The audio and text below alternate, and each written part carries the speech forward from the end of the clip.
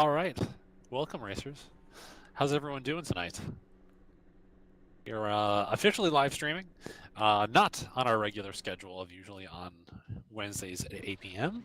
Last week, if you were tuning in, you noticed that, yeah, this guy forgot to put us into the race lobby, so we never actually got to participate in all this race at Portimao that we did all our hard work getting ready for. Car was ready, I was ready, we were ready to kick butt, but it never happened. So anyways, we're making it up. I'm flying solo tonight. It's just me here. The rest of the group couldn't get in.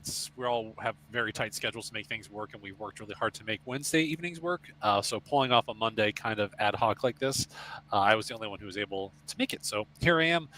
I have an alarm set for myself at 6:15 to move to the race lobby. So I'm not going to miss it this time. If you guys want to blast me with comments, I'll see them at 6:15 so that we're not going to actually miss out this week. So I think that was a fluke. It won't happen again. I just straight up thought I forgot to move us into the race lobby within that half-hour window. So that one's entirely on me. But yeah, let's do it. We're gonna use the remaining time here.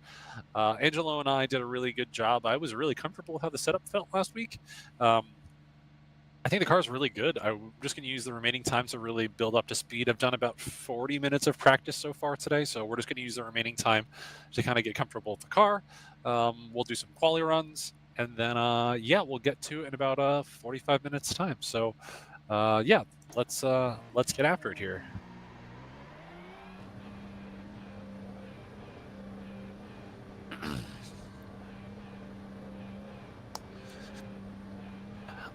Definitely am going to miss not having a normal crew of Garrett, Angelo, TJ, Daphne, and even Josiah behind me this week. So I know they're all watching from home, so this will be fun. And if this goes well, if you guys like seeing more of these, even more of them with me doing it solo here, then we'll try to do more in the coming weeks and months.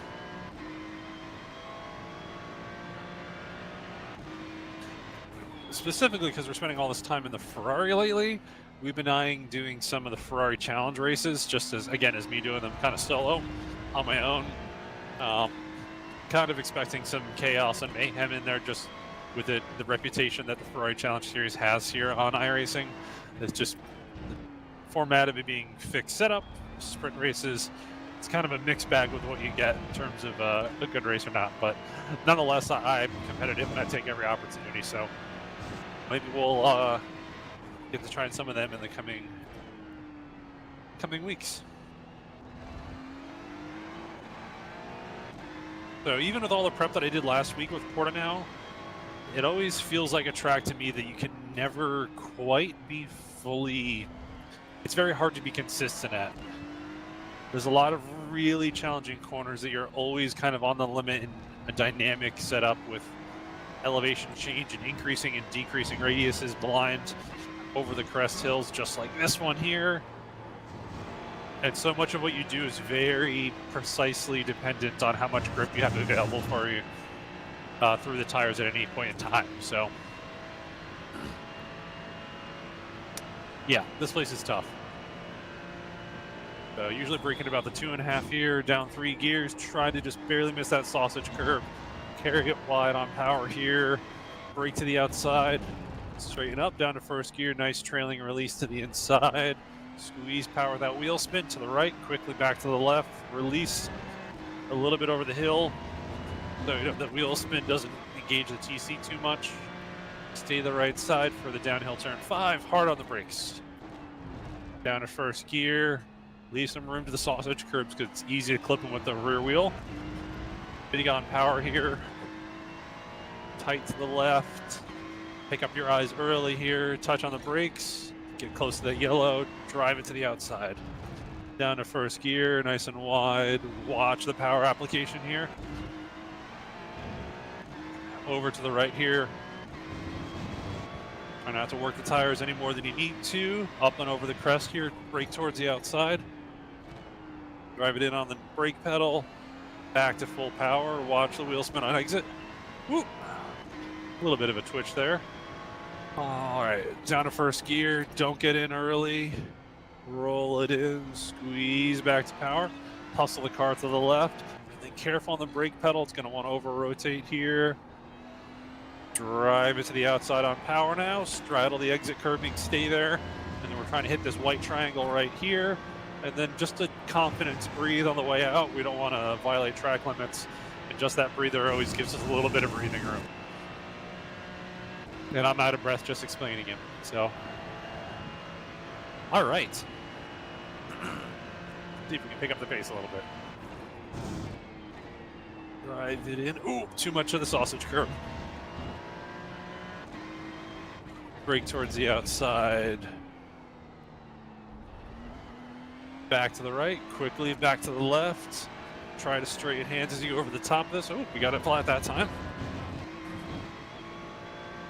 Really want to be able to keep it flat there in turn 4. Drive it in with smooth hands. Didn't look dramatic.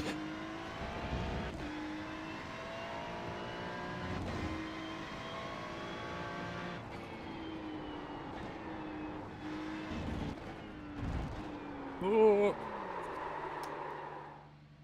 Just a little upset over the brakes there. Let's reset here.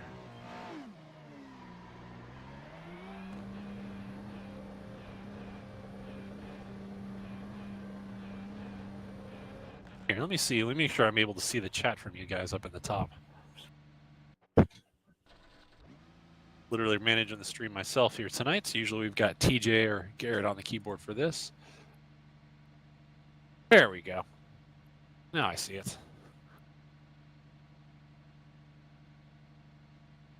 That's better.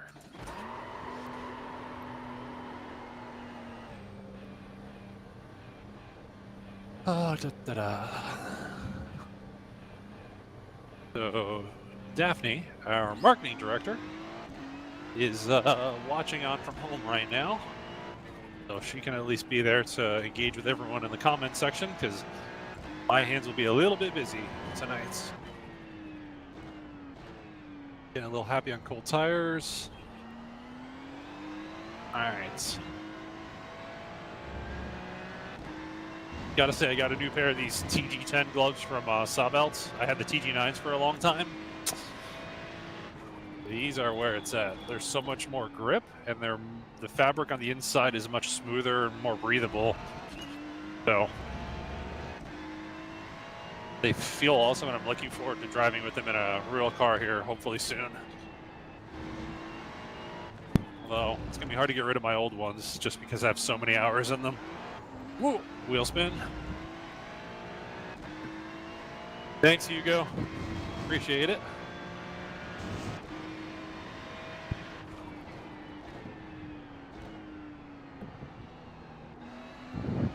How's it going, Josiah? What do you say? You've got yours at 7:30? Nice.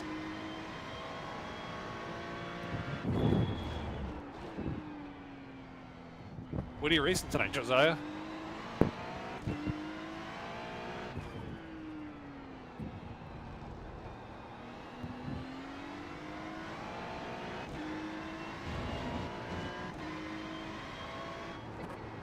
Oh, missed it with the prototype.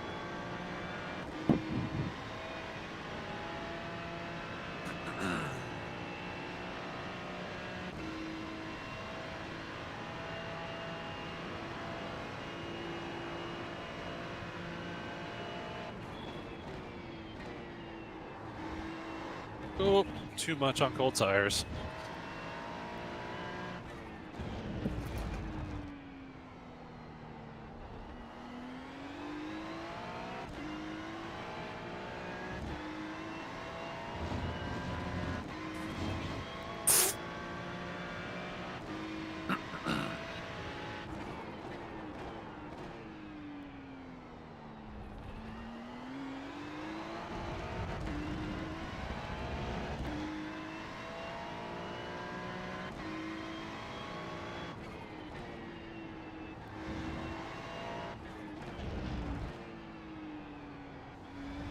Doing the Falcon Sports Car Challenge Multiclass. Oh, cool. I presume you're in the Porsche GT4? Yeah, that's a good one. That's a good trainer series for doing this IMSA category that I'm in right now. The GT4s and LMP3s. It's good place to do some longer form racing. Deal with the multi-class elements either direction, whether you're in the GT4 street-based class or you're in the LMP3 prototype class. That's a good one to get you ready for doing all this IMSA stuff here. I think it's equally a challenge to be in the slow class versus being in the faster class. It's a different challenge, but it is equally a challenge to do one or the other. Being in the slower class, you really have to run your line and be heads up and do your best to try to avoid things, but at the same time, the faster class, it's ultimately the burden of the faster class to get around the slower class safely. They are ultimately more maneuverable, so it's on their responsibility to get around safely. But at the same time, you don't want to take yourself out. If you're in the GT3 class, you don't want to take yourself out of the race by making something that was avoidable happen. So everyone's got to work together. Plenty of incidents in real life happen all the time in IMSA and elsewhere, in multi-class stuff, just from the two classes not cooperating, even though they're not directly racing each other. So, did anyone get to watch the Watkins Glen 6 hour over the weekend? It was a pretty good race with a fairly dramatic finish. I know the between the last second and the last hour or so, there was a good rain delay from a random and instantaneous downpour that half the field, the rain came on so fast that cars started the lap with no precipitation, and it was a torrential downpour 3 corners later, and they literally couldn't get back to pit lane to take rain tires. So they had to red flag the race. There was like 3 incidents in 30 seconds, just from cars just couldn't slow down fast enough to not crash. So they did a rain delay, and then they restarted, and there was some kind of chaos at the very end because everyone was eager to make up for the lost time and get their moves in.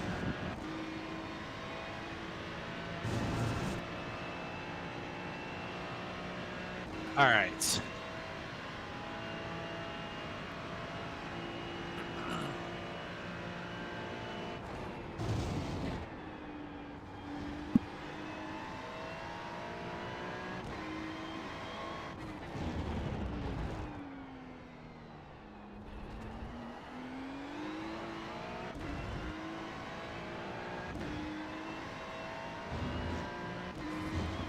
So for anyone watching, I'll break down some of the elements that I've got on my screen tonight. So everything that you see on the main display, the larger visual on the left half of your screen, everything you're looking at is precisely what I'm looking at, short of the pedal cam. I don't get to see that part, and frankly, it's not necessary for me. But what I'll do while I'm driving here, got an LMP2 on my bumper. So in the upper left, I've got like the leaderboard showing the top 3 in the other class. It just gives you an idea of how fast the LMP2s and LMP3s are, as well as the other cars in my class, so I kind of know where I am relative to everyone else. It also shows the strength of field, the number of cars in class, some of the weather conditions, how long the session is. I'm not really spending too much time looking at that while I'm driving. I'm usually only looking at that when I'm in the garage menu. To the right of that, so still in the upper left corner, but to the right of that first box is the relative display. So that is showing me the time gap to all of the cars ahead or behind me on track. So you can see that LMP2 is the next car ahead. He's about 4.7 seconds ahead of me, now 6th. So that's a good idea of keeping, it's very useful to get an idea of where cars are ahead and behind, so that's really helpful. Directly beneath that display is my heart rate monitor. So it'll show you in the top left corner of that, it'll show you my active present heart rates. To the right, it'll show you my peak heart rate so far on this session, and then it'll show the average and then the number of calories burned. I'm not sure I believe the number of calories burned, so I don't know how that's calculated correctly. Usually that's based on like a walking or running or cycling cadence, but it doesn't know I'm sim racing, so I don't know that I believe that necessarily. Hard to believe I burned 300 calories in the last, I don't know, 10, 15 minutes, whatever. But either way, it's there. And then you have a chart of my heart rate, so you can kind of see when I'm more relaxed and definitely when I'm more stressed out with everything, with all of this. So nothing too crazy yet on that, but usually the start of the race can get pretty exciting, and the end can as well. Oh, I think I've got my alarm going off already to get into the race lobby, so I'm going to box this lap and move to the race lobby so that we're not forgetting that this week. I'll use this as an opportunity to do a practice hit entry. So to the lower left of the heart rate monitor is a weather bar, so it shows the active track temperature, like the actual asphalt temperature, which is a very, very useful metric when it comes to engineering a real car. Doesn't totally depends on how dark the pavement is, the cloud cover, the intensity of the sun, all sorts of things. Then we have ambient temperature, which is useful for knowing, obviously, you know, ambient temp. Also helps with knowing where we are with tire wear. And also how much power the car could be possibly making. The colder the air, the more power we're making. Then we've got humidity, which isn't terribly useful. Well, it's kind of good at knowing what air density is for aerodynamic stuff for an engineer, but not terribly useful for the driver to necessarily know. The driver can usually feel what the humidity is. So, all right, let's turn this alarm off. I'm going to get out, move to the race lobby. And then we've got a display showing the wind direction and speed. So I'll explain the other elements when we get into our race lobby.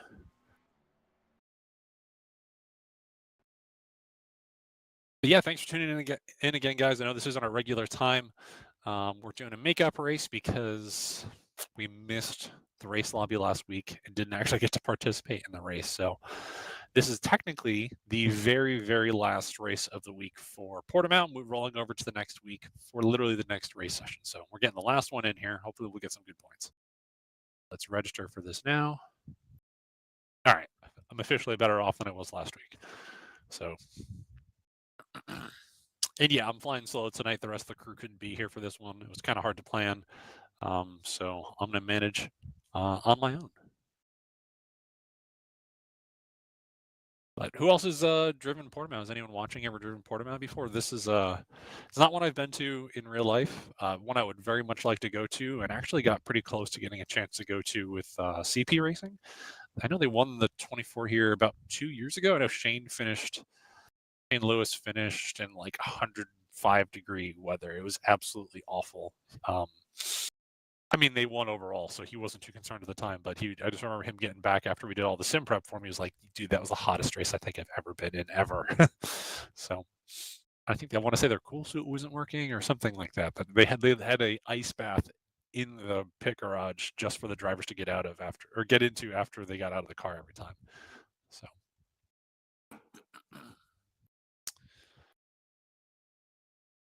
So yes, I always call this place Portimao, and I think it's kind of commonly what it's referred to as. I believe that's the name of the town. Yeah, it is. The location is Portimao, Portugal. The name of the track is technically Autodromo Internacional Algarve. I've always heard it just called Portimao, so that's why some people are like, "What's Portimao?" And I'm like, "That's the name of the track." Technically, I guess it's not, but it's what everyone calls it.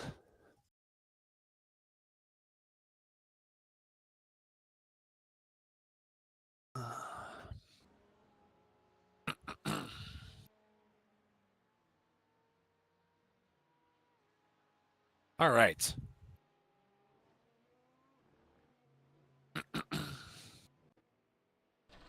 Let's keep working on our race pace here. Let's do a longer run, and then we'll try to do 2 or 3 quali runs with the remaining time before we hop in. So it's 6:19 now. We'll do a good 20 minutes of race pace prep here.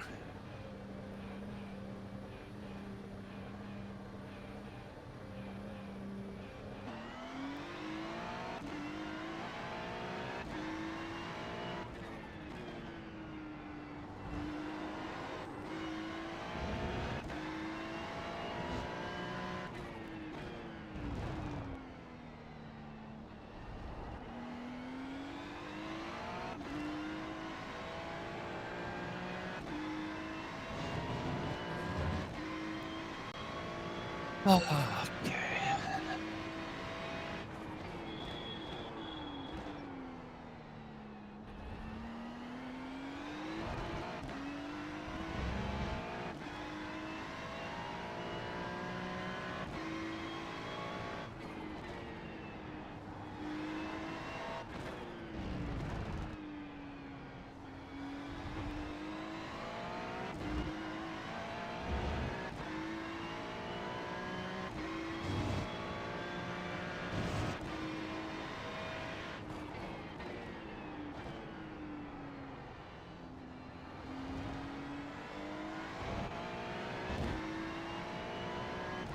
So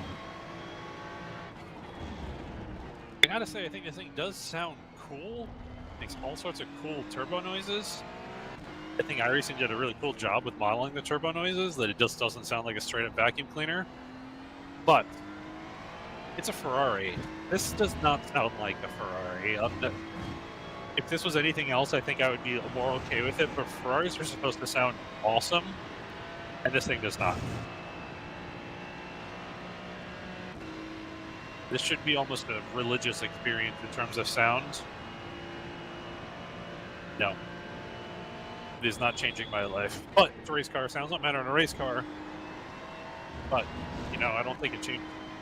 For the street car, where all bets are off, and it is about the experience of driving that car.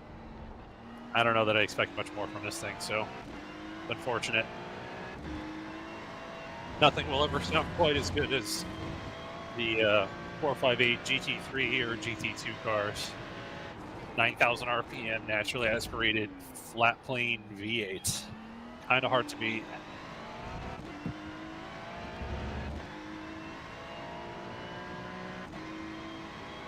You know, this is technically more powerful, but, you know, the solo's gone. Again, doesn't matter in racing, doesn't matter what it sounds like to win races, but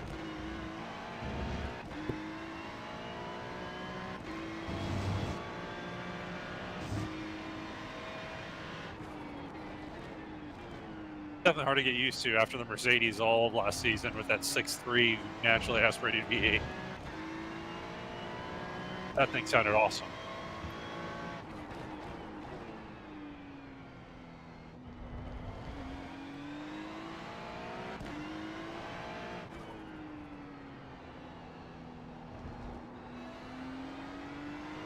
Does have a cool sounding blow-off valve.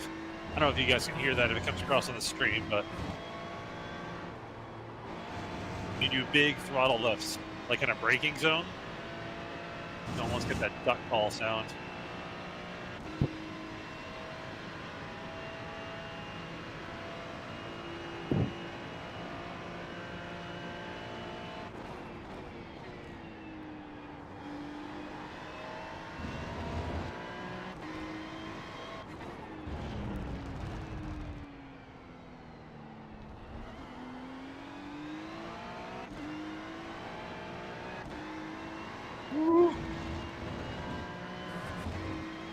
Alright.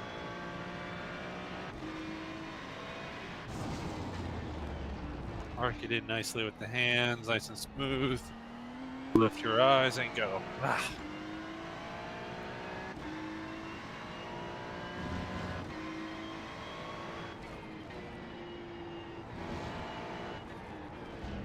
I'm definitely gonna have to be more heads up without my trusty spotter and engineer back there this week.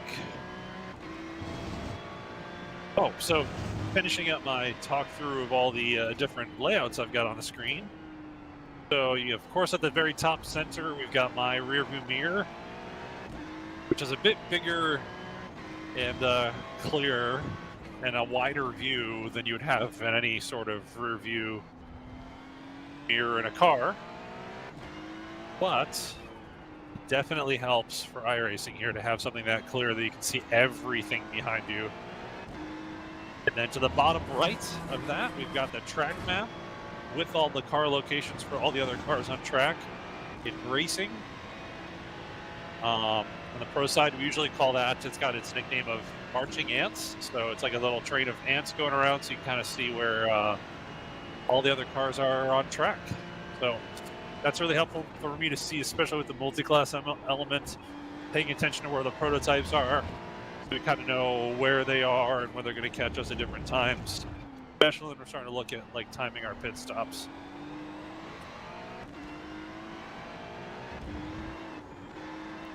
On trash control. Above the track map and marching ants is just like the built-in timing metric from iRacing, so you can see your sector times, your last lap, your best lap, your optimal lap, and then we've got the lap timing display and the traditional iRacing black box. And then in the bottom right, you know, you guys see my pedal cam. I see a chart showing me the all my previous lap times mapped out so I get an idea from my lap time trends. And then above that, we've got the throttle, brake, and clutch inputs. I really like looking at that chart all the time. As an engineer, we're always looking at the different, how the throttle and brake traces. So having spent so many hours looking at throttle and brake traces in my life, I use that as a way for me to like continuously critique myself. The shape of a throttle and brake trace is really paints a very vivid picture in understanding how a driver is driving and what the car is doing. So just having that on the corner of my eye, so I can take a glance at it on straightaways to just evaluate my previous corner, that really helps me quite a lot. So I like having it there, and you guys get to see what I'm doing with my feet.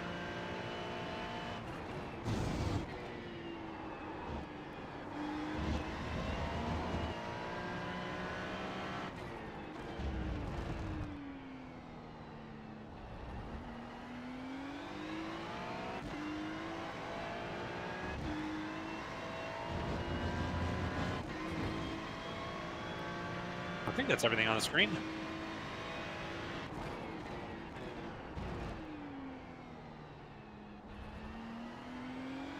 And that's just my center screen. I've also got a left screen and a right screen, so I can see out the passenger side window and the driver's side window.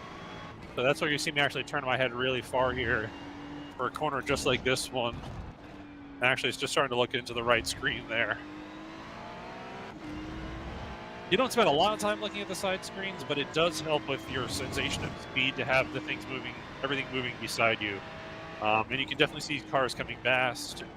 You know, a lot of peripheral stuff going on in the side screens. You're not really spending much time with your eyes directly aimed at them, though. So it's a traditional, say traditional, but the layout is traditional for a triple screen display setup. But the part that's not traditional is perhaps the triple 77-inch 2K at 120 frames. These are LG OLEDs, creating a heck of an image for me to look at. So, all right, how much time we got? All right, 6:28. I'll do a few more here, and then we'll do some quali runs.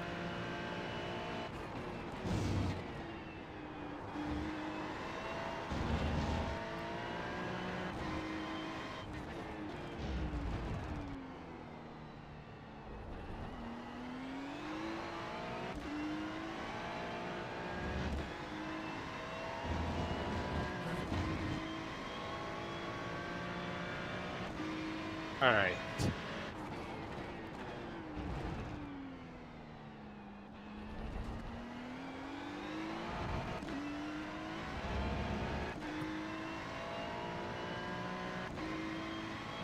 Gotta say, driving a Ferrari brings me back to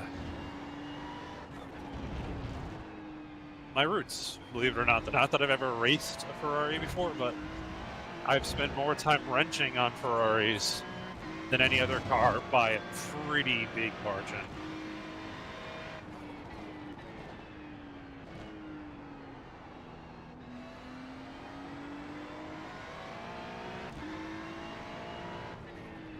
Hearing some weird noise going on in here. I'm not sure what that is.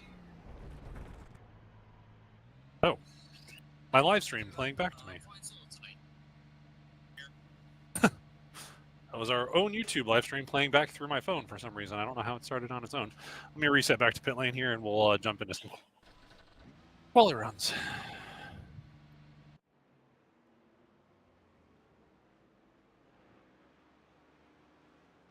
All right.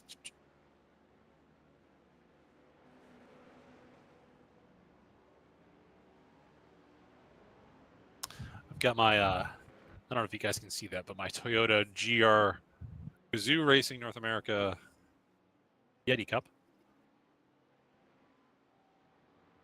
Wanted a couple weeks back when TJ, Daphne, and TJ's wife, we all went out to Sebring for the SRO weekend. And TJ and I hopped into the, there's like a sim activation at the Toyota hospitality. And we had time to literally do one lap in the GR on iRacing at Sebring. I just kind of drove in a setup I wasn't familiar with. Here, let all these prototypes go. I drove one lap, and I barely finished it in time for the timer to work. And turns out, well, it was the fastest time of the day of anyone there. And I wasn't even trying to push. I was just going to have fun with TJ. And then TJ finished second, I think. I think he did. Or third? I thought he was on the list. But either way, my prize was a Toyota GR Yeti Cup.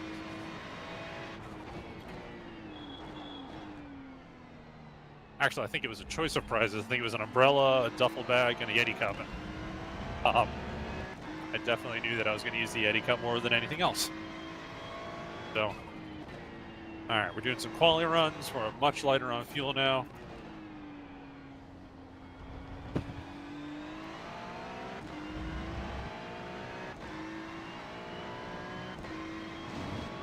Oh, I can feel the car pulling more now.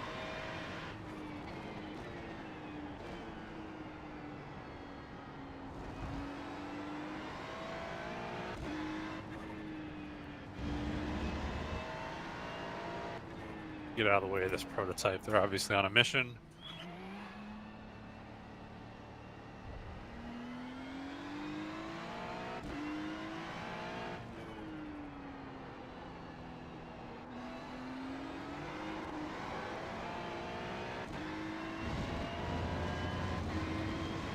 So something I've discovered recently here in Portimao specifically is that you can blow this final corner by a mile. And it does not invalidate your next lap. So I can send it in the final one of my out lap and still get in to start my qualifying lap.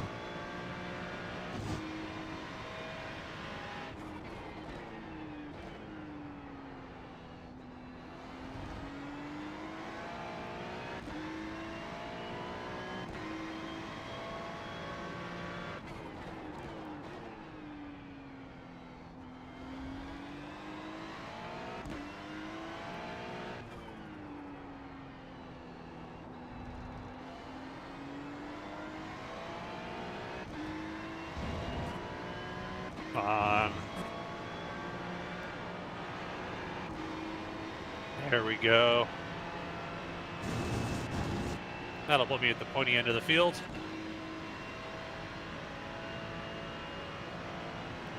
.44.6.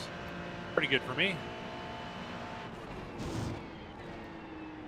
Still just practice, but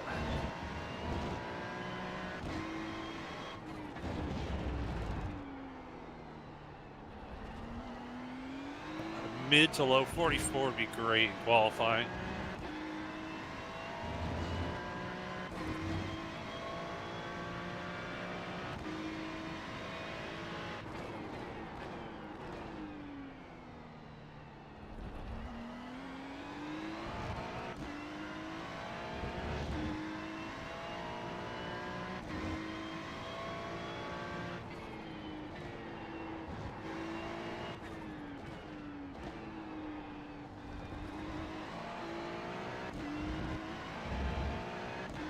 Fighting a little bit of iRacing's rear tire overheating that they love to do.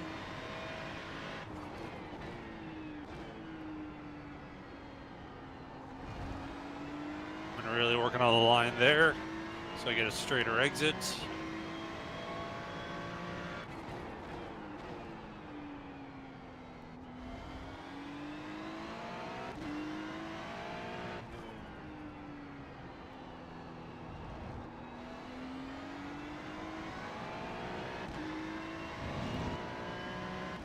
on, baby, stick.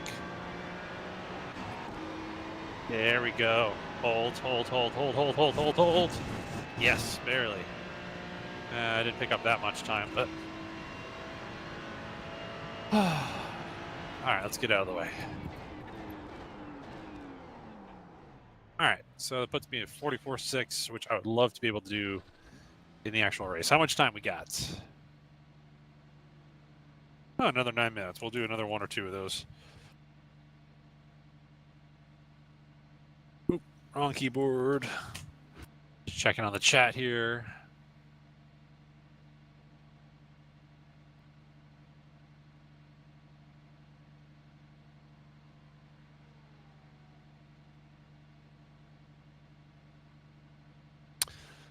All right. Go again for another one of these. Oop, got an M&M's car coming by.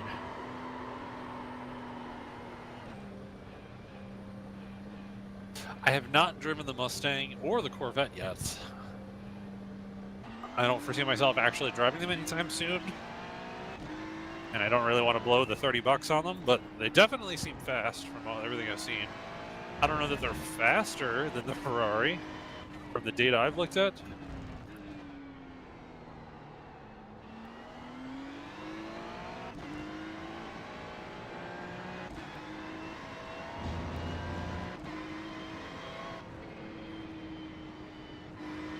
Mustang does sound really good, that's for sure.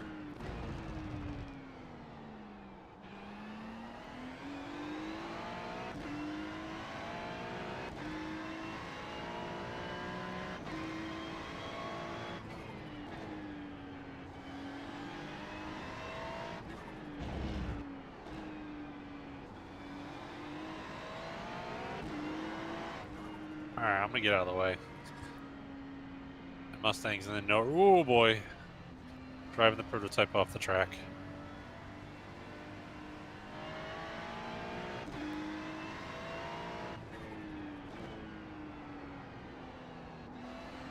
And he or she went off anyway. Okay.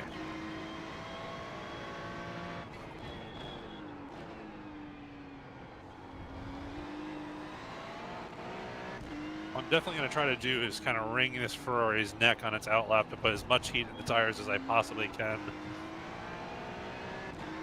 Let's see if I can. I'm going to zing it wide here again. As long as I'm on the green, I'm okay.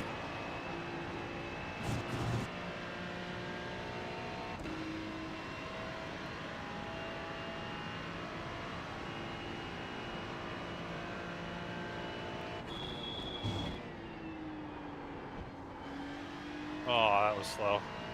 Overslowed.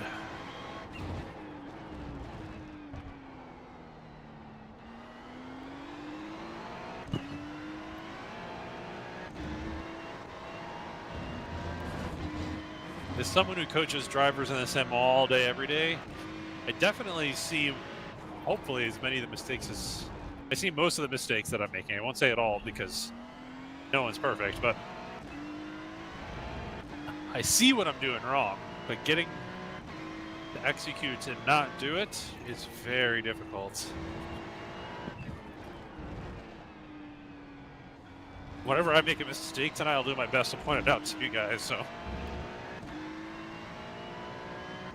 I do at least see what I'm doing incorrectly most of the time. It's just hard not to do it as I do it. Try to roll speed through this, get it down for a late apex, and go. Watch the rear. And back to the left, load the car up. That would really take your neck for a ride there. Late apex here, bleed off, squeeze gently in first. Don't overload the rears. Whoa. Rear's always going to want to come around there. And go.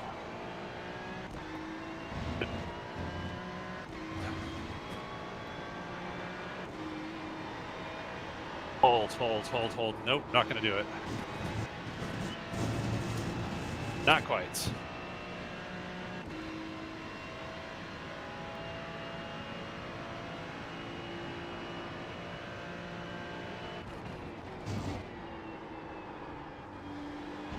Probably going a little bit deep there. Need to back that one up a little bit.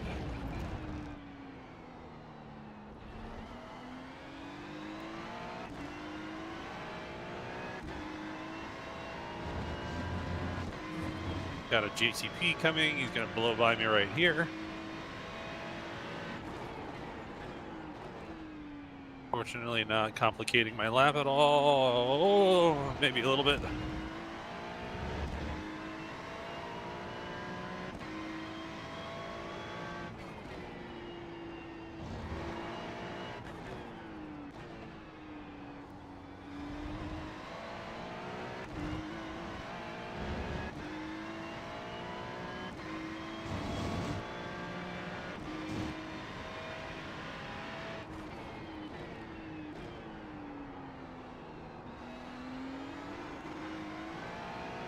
Yeah, I was definitely off apex there. Just took the trajectory wrong, but I'd rather not fight to get it down there and force a mistake.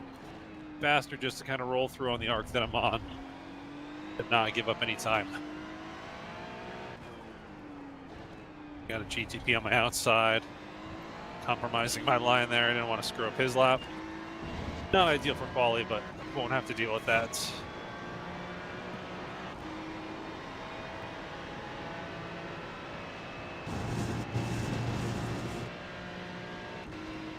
Another one that I'm a little bit off.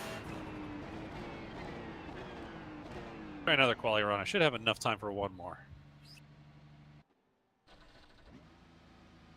I got 3 minutes. I'll get one in, and then it's probably going to catch me. That's okay.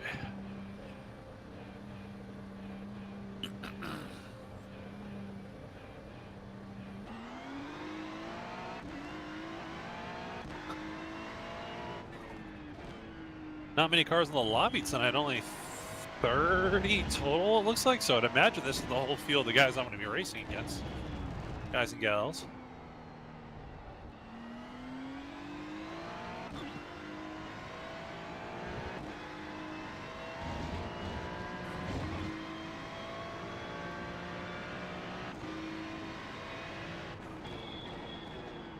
So what I like to do on these quali out laps is really almost overload the front tires to really generate some heat in them, which I really wouldn't want to do in real life like this. It's definitely not healthy for the tire, but it definitely does help force some heat into the tire.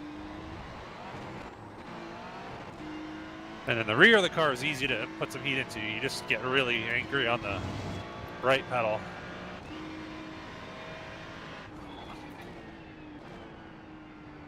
Like here, I'll crank in some extra wheel. Just grind the tire off, builds heat really rapidly. And I'll let this prototype go.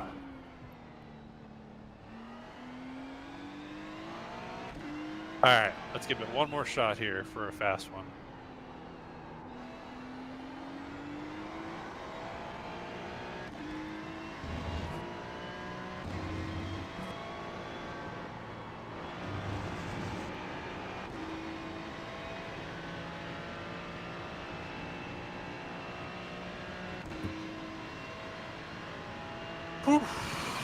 Hopefully I'll get this lap in. Either way, dialed in for quali right now.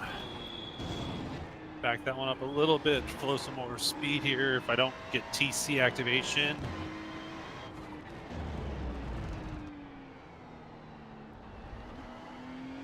Come on.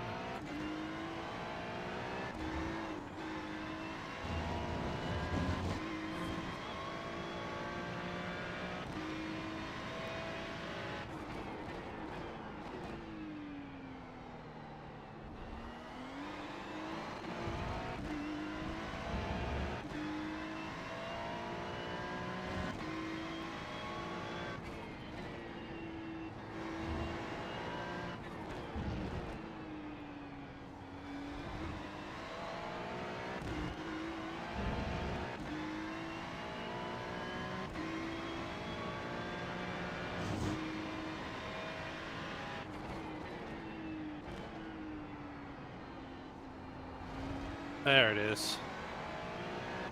All right, let's move to the race session. All right, we're making it to the race session tonight.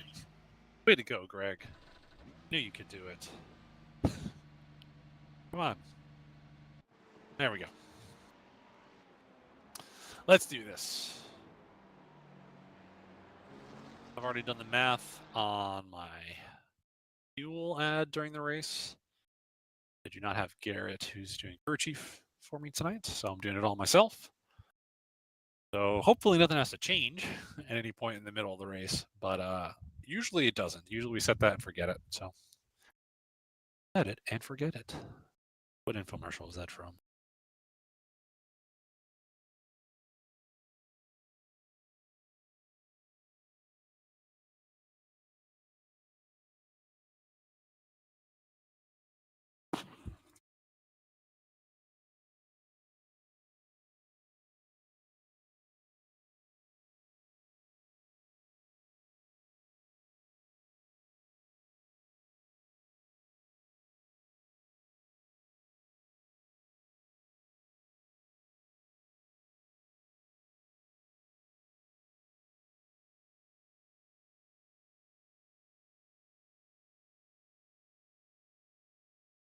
I'm going to turn the air conditioning down while I'm on here.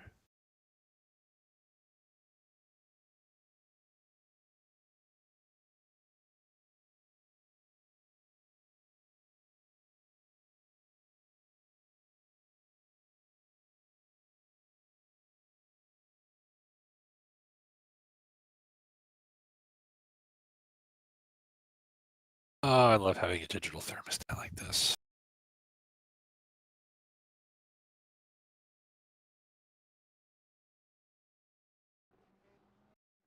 All right. So let's pit stall. Oh, we're pretty far down. Okay. It looks like we're in the top split tonight. 17 cars in class. 15 GTPs, 8 LMP2s, and 17 GT3s our class.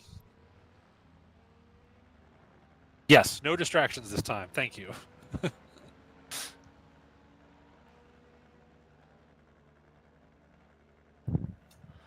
All right, so time for proper qualifying now.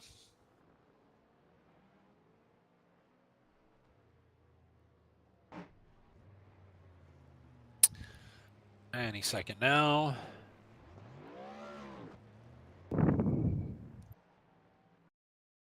All right.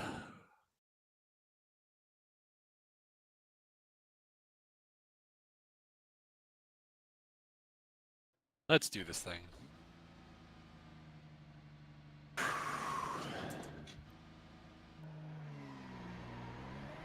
Let's go. What I also like to do, just like you would do in real life, you can do a lot of aggressive throttle and braking and put a lot of heat into the brakes, which then soaks into the wheels, which then soaks into the tires. So good way to build heat is just aggressive throttle and braking.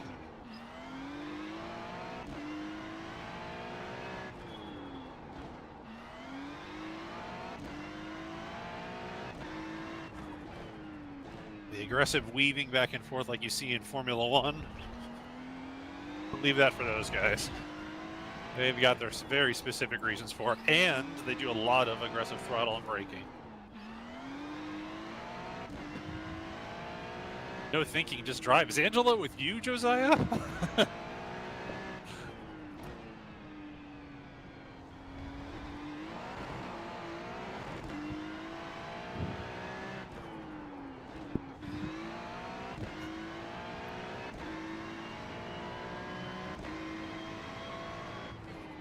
All right, I'm gonna start driving now. Let's start scrubbing these fronts in.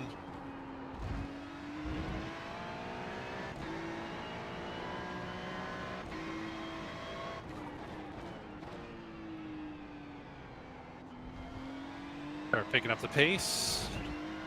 We're gonna send it out of this corner here.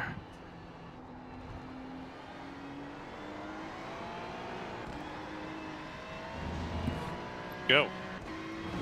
Tire's still not quite up to normal temp, but that's just what we get in qualifying. Let's go.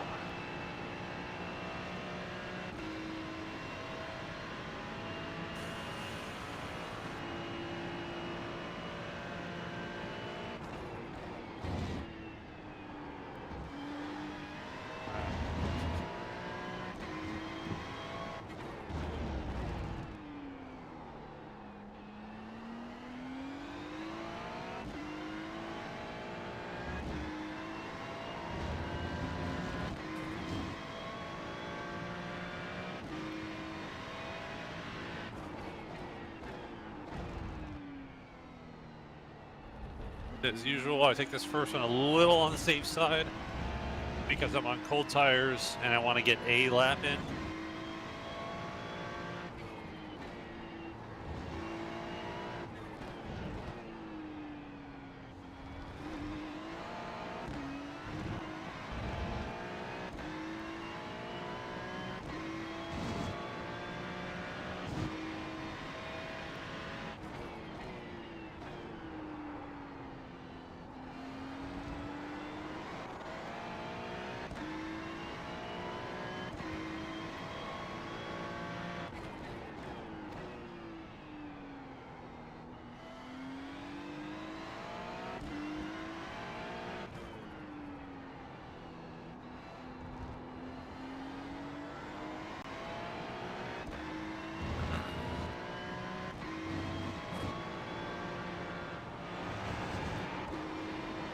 Stick.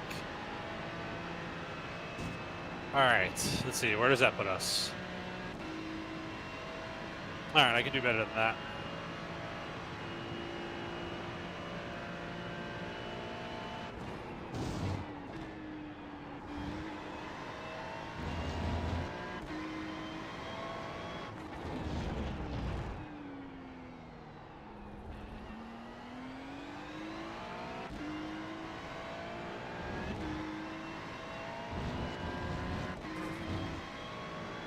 Love to get into the 44s.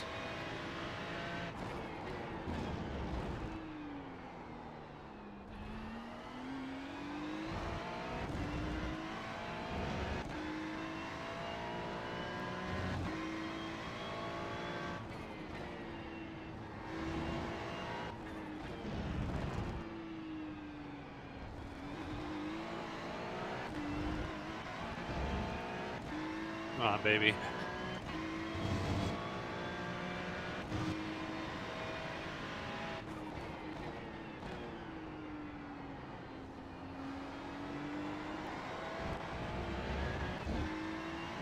Ooh, avoided the off track.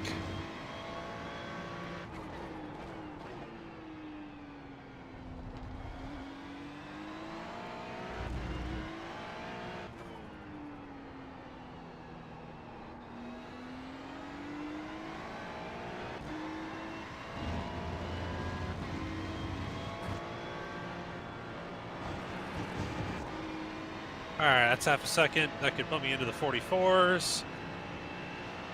I'll be a couple positions. Not in front of the field, but should be enough to move me up. All right, 8th place.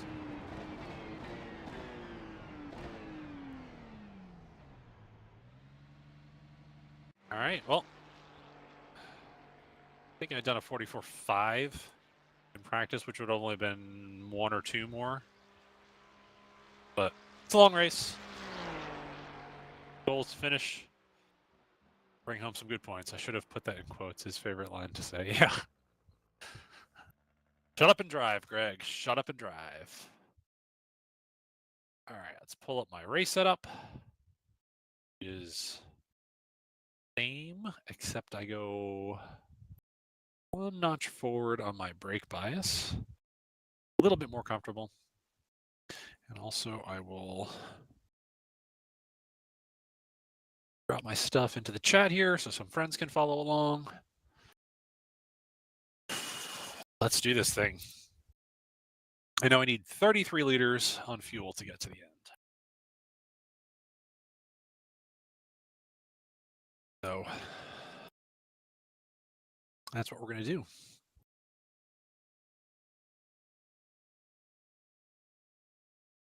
So just as a reminder, if anyone's just tuned in recently here, and normally I have a full crew of guys behind me. I've normally got Garrett, who's doing my spotting. Normally I've got Angelo, who's doing my race engineering and giving me kind of some coaching support. And then normally we've got TJ. I check out my OnlyFans.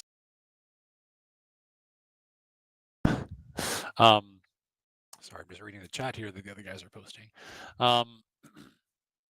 Yeah, normally we've got all those guys here involved with this project, but because yours truly forgot to hit join the race lobby last week, we never actually got to participate in this one, so we're getting it in now, but I just couldn't have the whole crew here, so I'm flying solo tonight.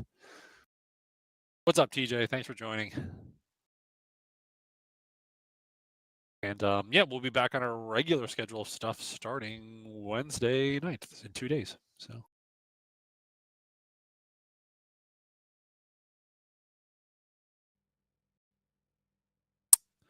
All right, let's go to grid. Make our pit stop changes. We're going to take left side tires only. And, oh, I need to do quick math on this. Got my stuff is set in standard. 8.7 gallons.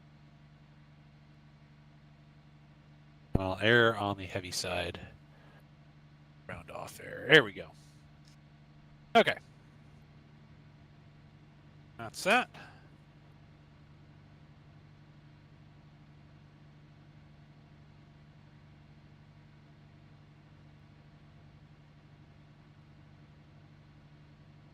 Wow. Top guy in class 6.3 thousand I rating was 2.5 seconds faster than second place. What is he doing? I would love to see. I'm good at this, guys. I ain't an alien. How do you select fuel before the race? So TJ, you can go to your black box and you can add fuel on your own over here on this page. So this is where you set it ahead of time. So that's why they give you a 2-minute window. Check all that stuff. Not even allowing me to select auto fuel. I think I did that math on my own. Try to avoid using the auto fueling function because I don't know. I trust my own calculator math, and I know how to do it. So basically, we just look at the consumption per lap, look at the total number of race laps. Usually, add one. Add one for your pace lap, and then usually add another just for some room for error. We know we can only hold 52 liters with this car. We know we need something like 85 or so to finish the race, so we know how much we need to add anywhere in the middle. And technically, where we stop in the middle of the race doesn't necessarily matter, so long as we can take enough fuel so that we don't fill the car. So, all right, GTP field has pulled away.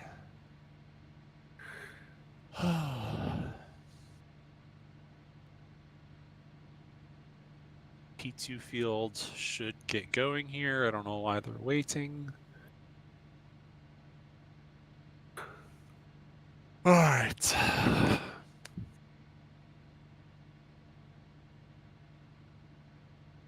There they go. I don't know why they waited so long.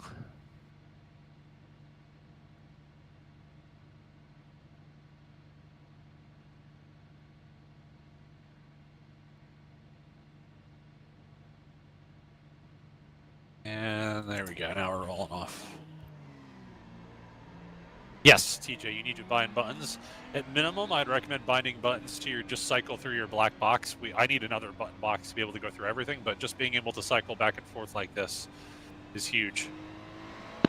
But you can individually bind buttons for like adding fuel and changing TC and mirror position and all that stuff. So let's try to save as much fuel as we can on this outlap. Looks like it was a Rexy on pole.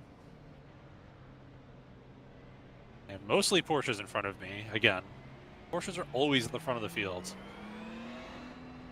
What do they know that I don't? I think I'm the only Ferrari out here tonight.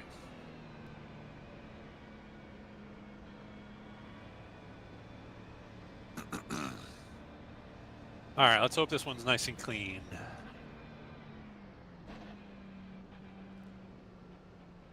P2 stopped here. Not sure why. What they're waiting for.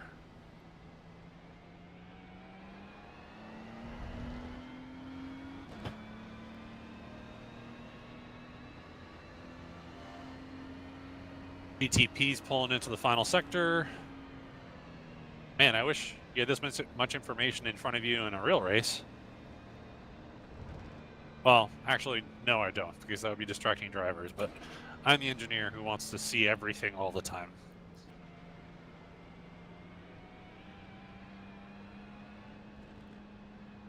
All right, these guys are about to boogie here. Come on, let's go.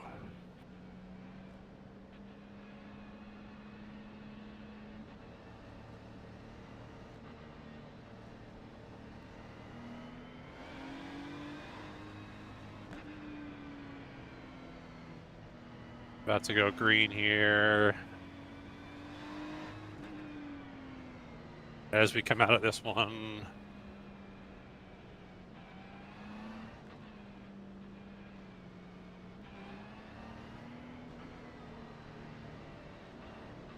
Here we go. That's it. We're racing. All right, just avoided that one.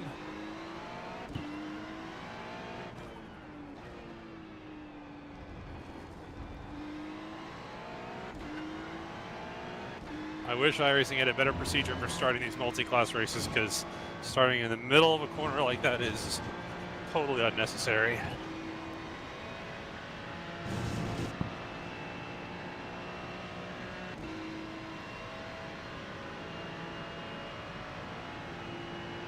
Cold tires.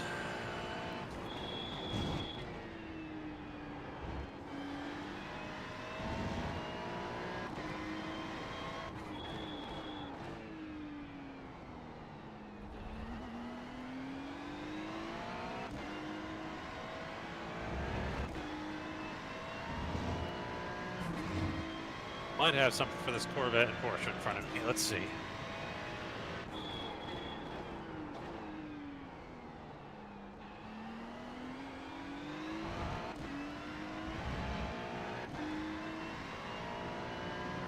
Not going to force the issue.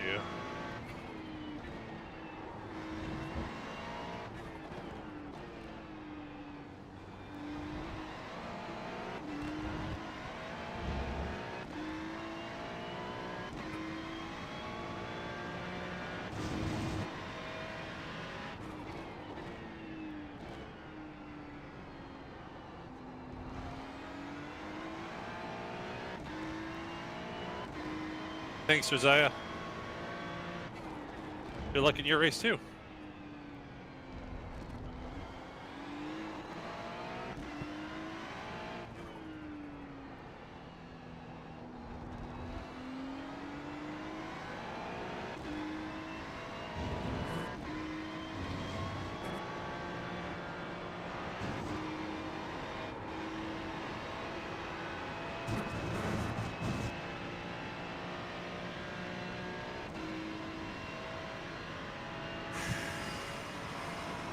$25 to go.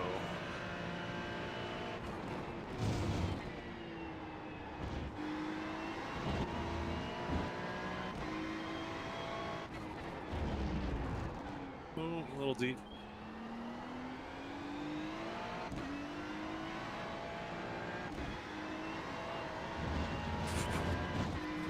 All right, I'm pushing a little bit too much, trying to keep up with this Corvette.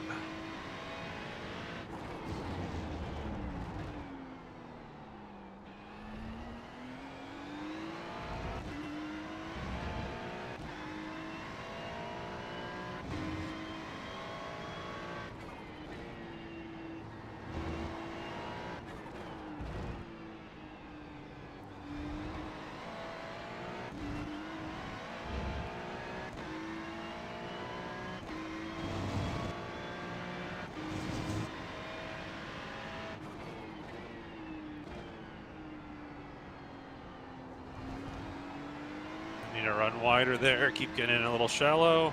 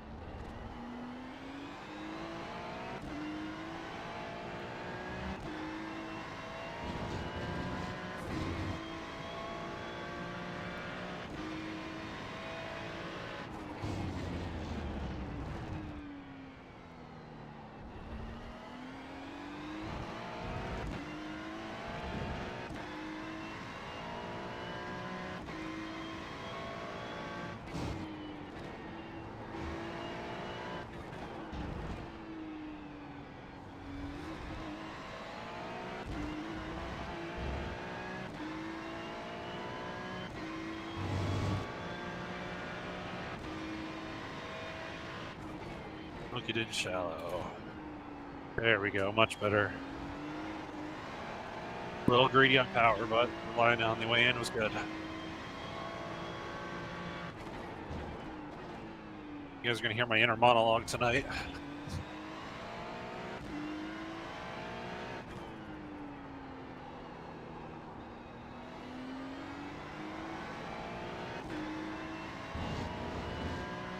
Car feels really good, though.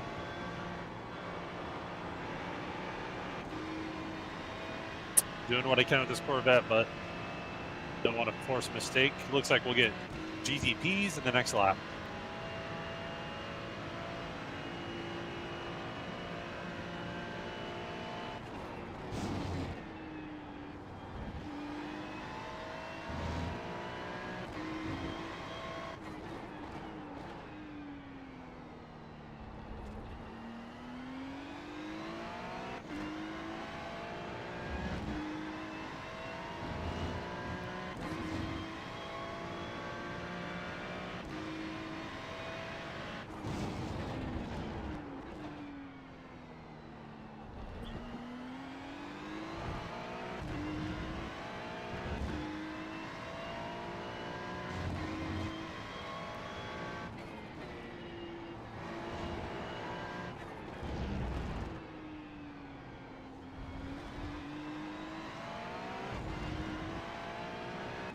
I see the GTP leader in a few corners.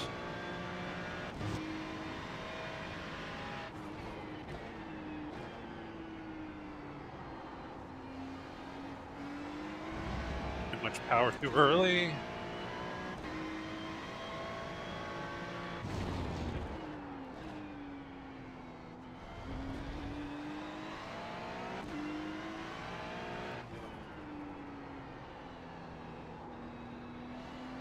Expecting to see the GTP on the front straightaway, it looks like.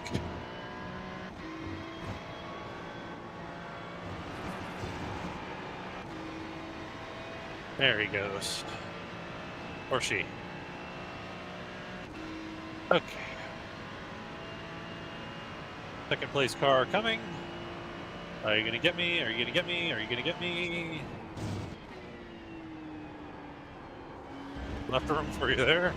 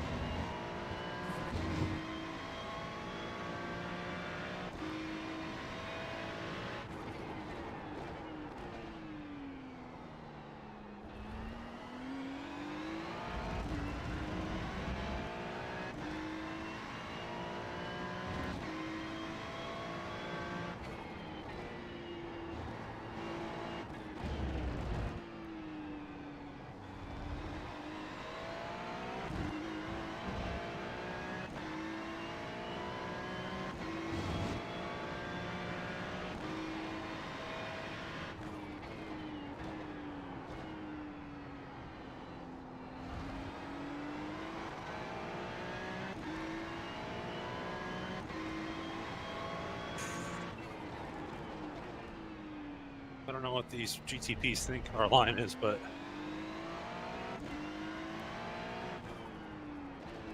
I'm trying to make it clear where my intent is to go.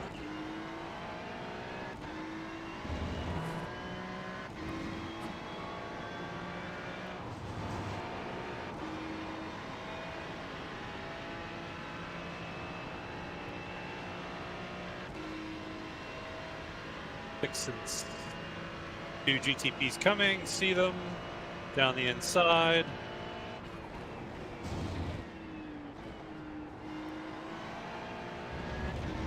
Lost any time there. Nothing I can do about it.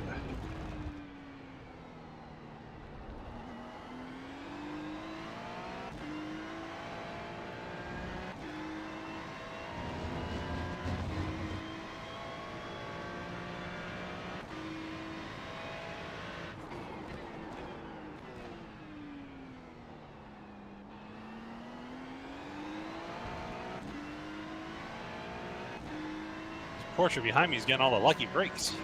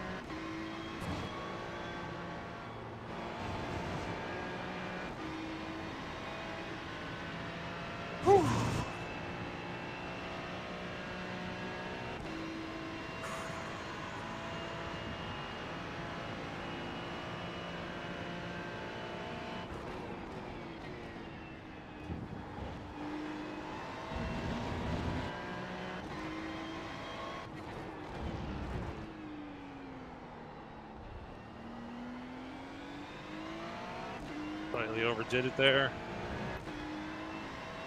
Oh, Porsche's got a run on me.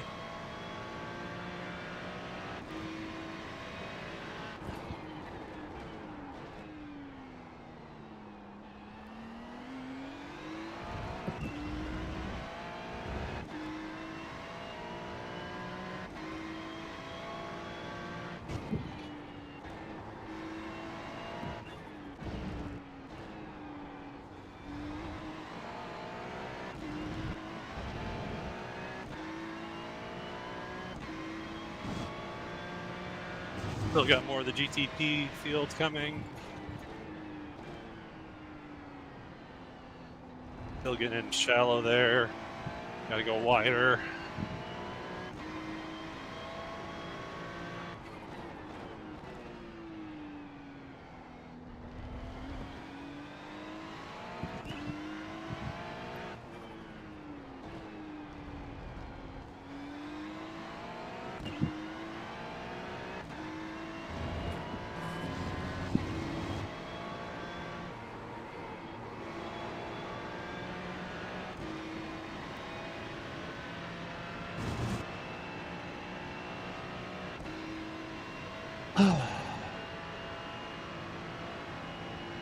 P2 leader going by.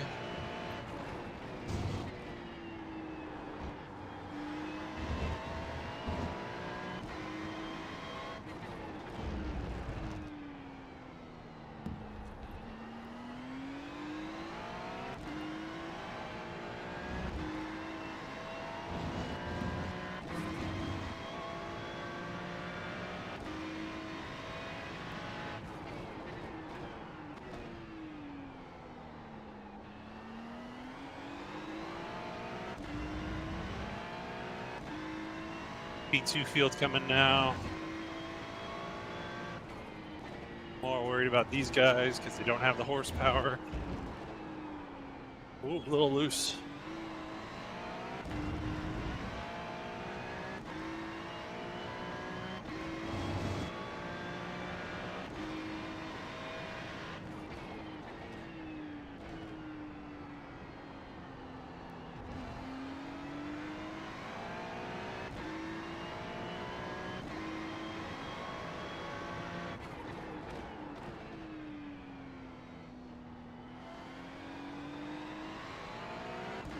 I'm going to use a lot of peripheral vision right now. Just having my spotter here with me.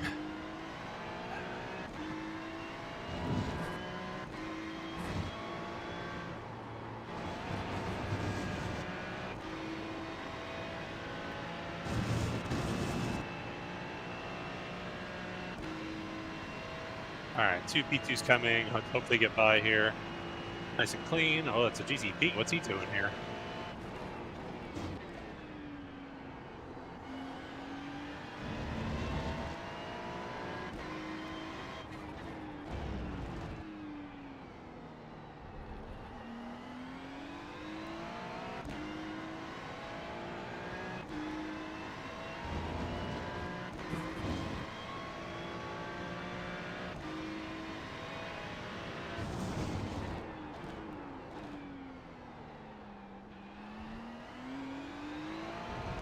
Still feeling this Porsche breathe down my neck.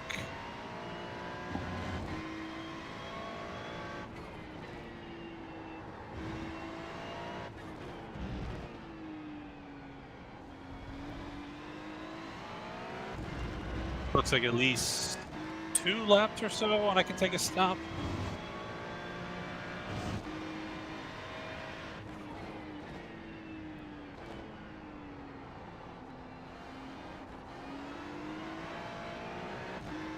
Almost had to jump on the brakes there.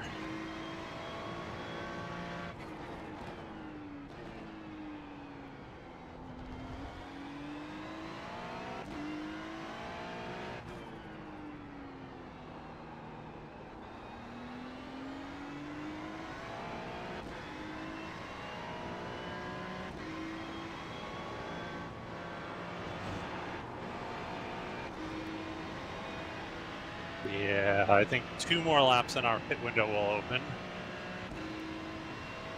Probably just in time for the GTPs to be there, so might take it.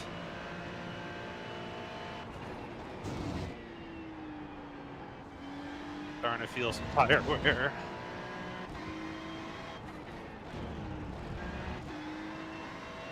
Got to do a really good lap here. Ooh, burning. Rear tire's getting a little warm. Not excessive, but starting to feel some struggle with them. Oh, Porsche's coming in. I'm going to answer this lap so he doesn't have an opportunity on an over-under or an undercut.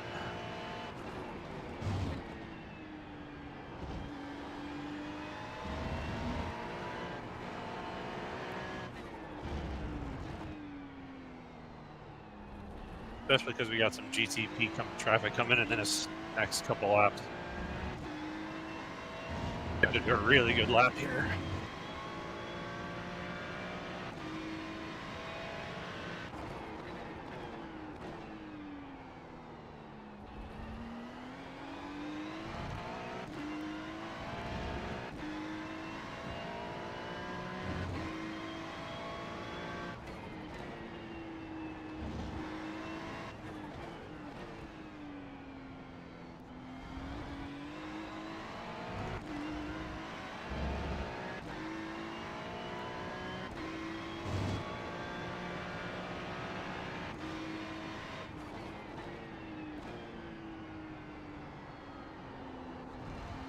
Not that I'm talking to anyone, but boxing this lap for tires and 33 liters of fuel.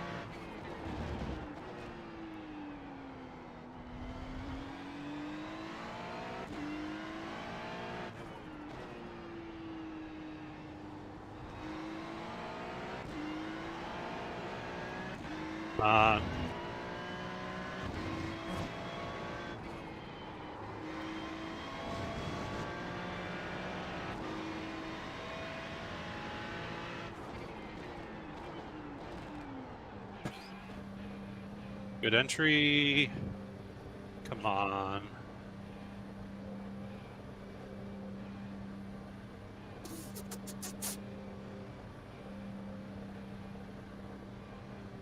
All right, let's see what we got here.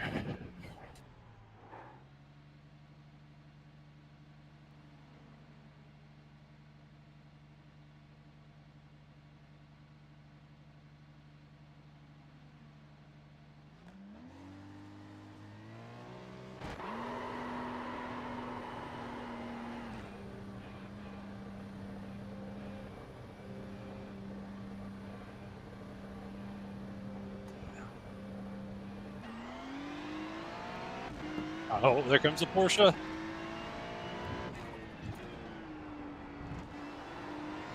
Right in front of him. Nice.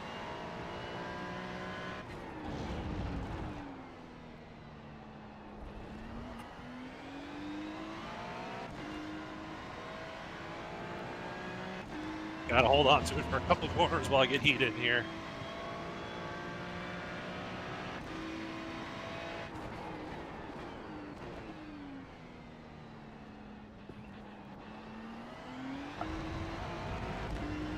Oh, we make contact there? Maybe? 0x? Whew.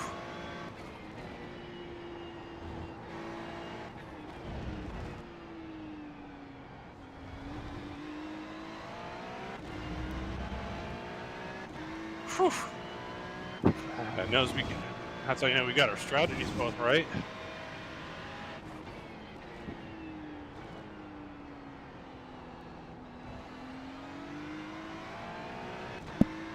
And the Corvette's right in front of me.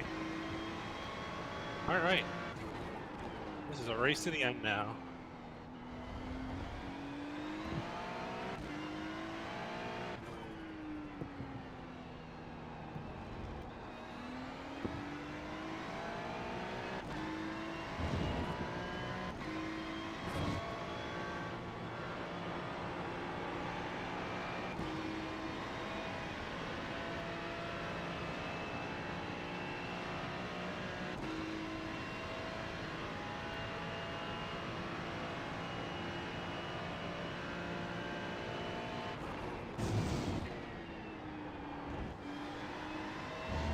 Focusing forward.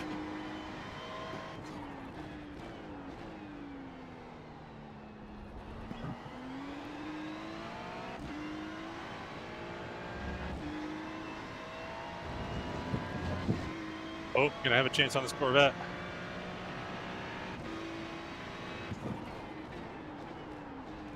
Not quite. Oh. That's 2 position. Thank you, Corvette. I'm not sure what you guys were doing.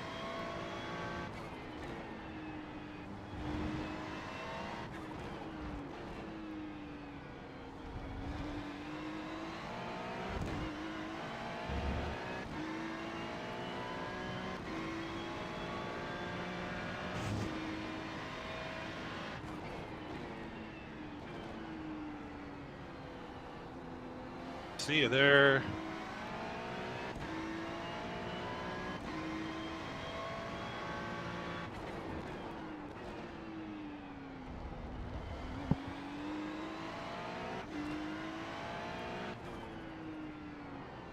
Love to keep this prototype between me and that Corvette for a corner.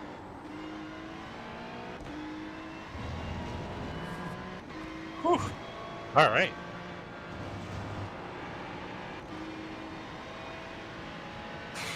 All right, now, all these GT3 cars have to go through their pit cycles, and we should, I think, we picked up a position or 2.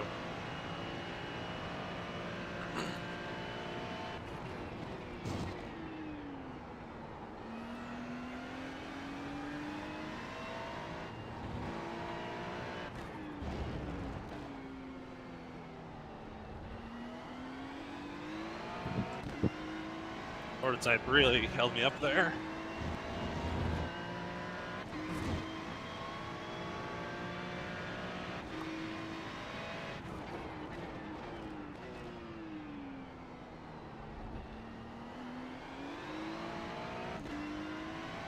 This is getting busy.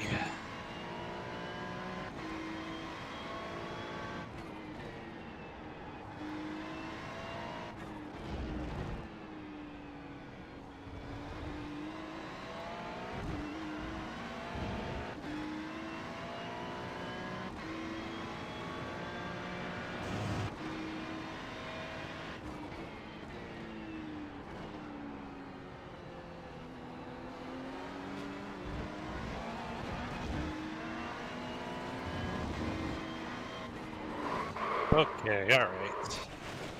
That was not fun or fair. Oh, why is the car not starting? Come on, why won't the car start? Does it not have an auto starter? Really? I'm gonna have to tow back to pit lane because I don't have a... There it is. Well, that's irritating.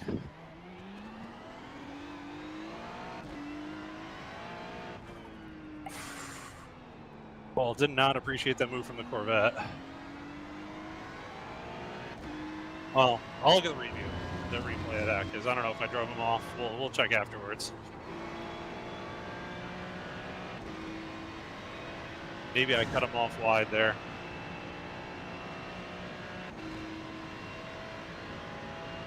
I don't know why the car stalled though. I've never had that happen before.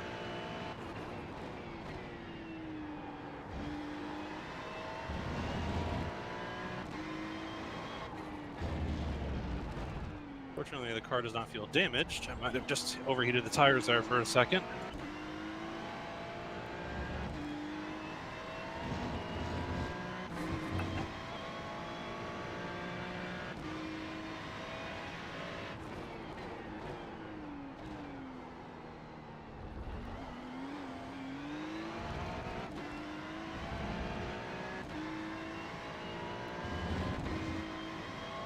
Let's see if we can recover here.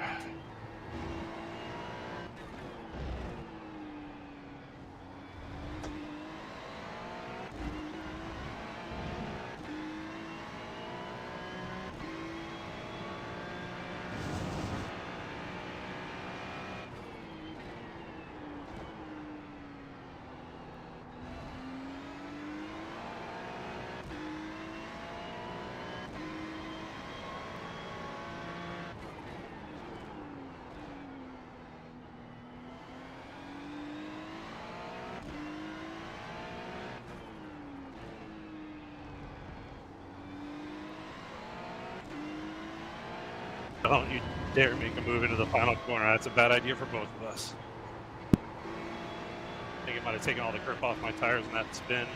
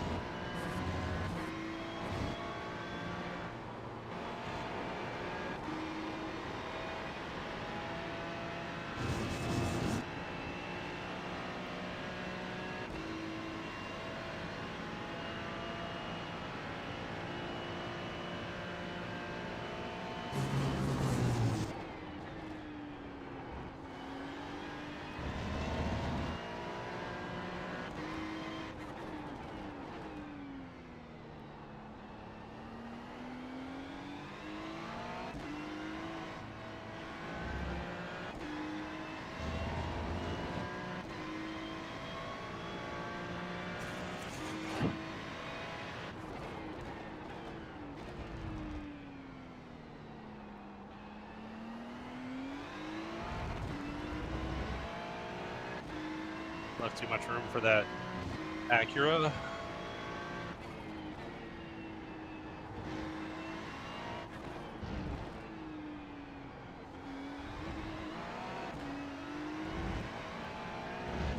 "14 minutes remaining."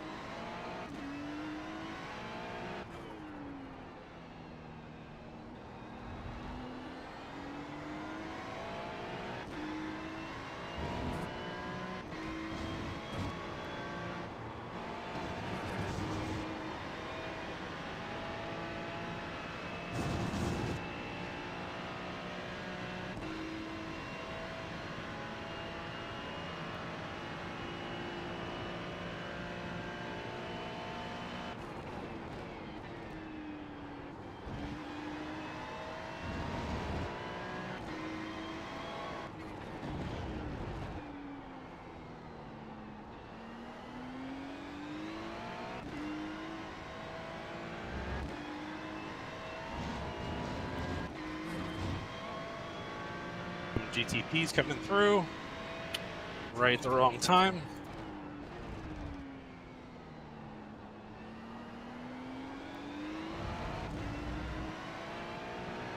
I feel like I'm getting nothing but awful traffic tonight, coming in right at apex.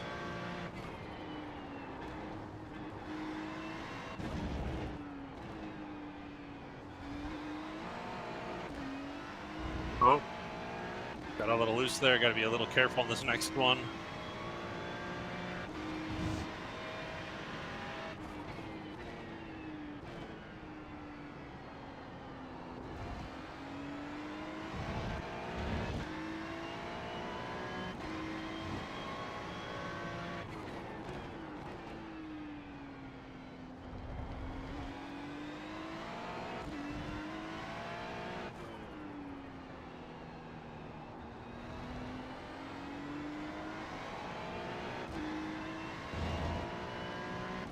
Nice little four-car battle going right now.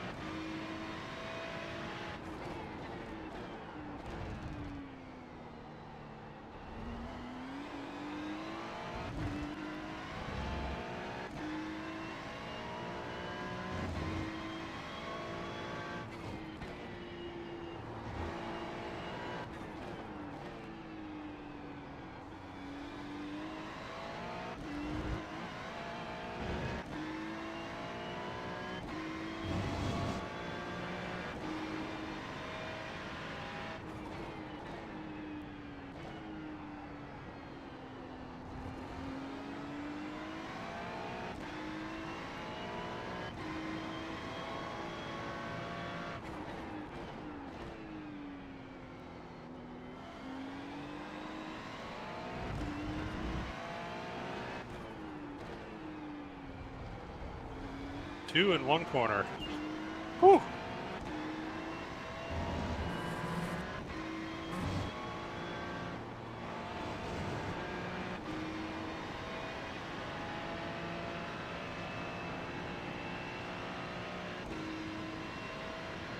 I know this Corvette's going to be hungry.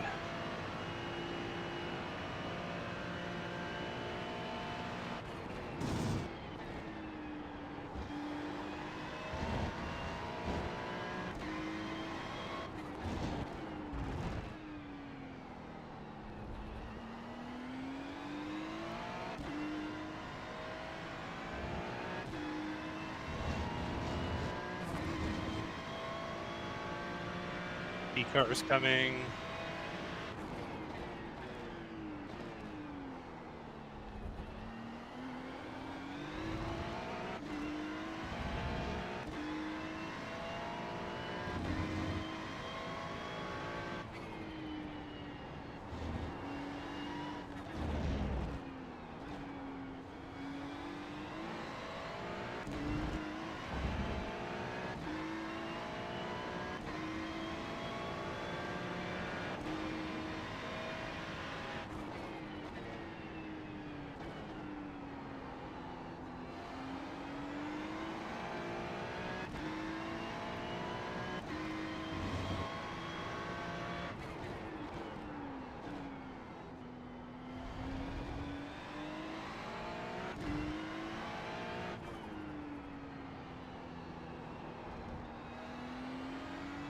Definitely feel the tires going away.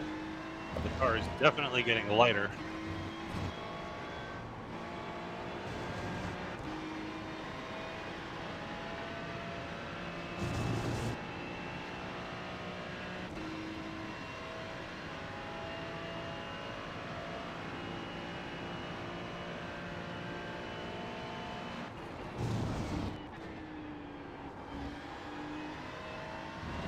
Seven and a half minutes to go.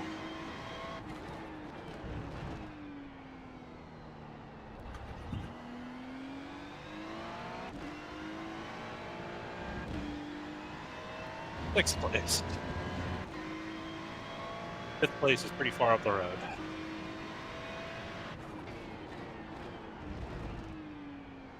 Would love to hold on to this and whatever else we can from other errors.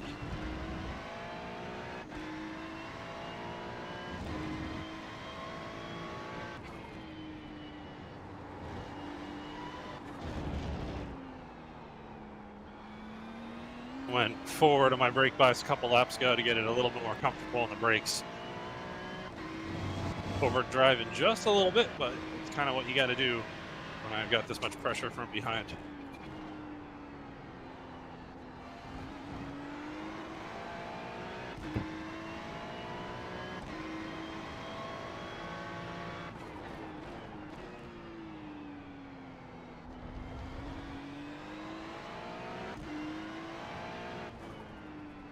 This Corvette's trying for all he's worth right now.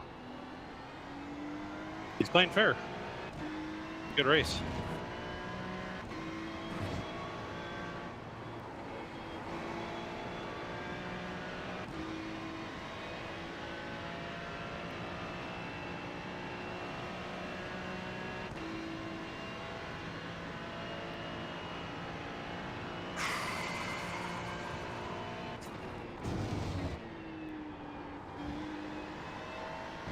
Looks like 4 laps to go.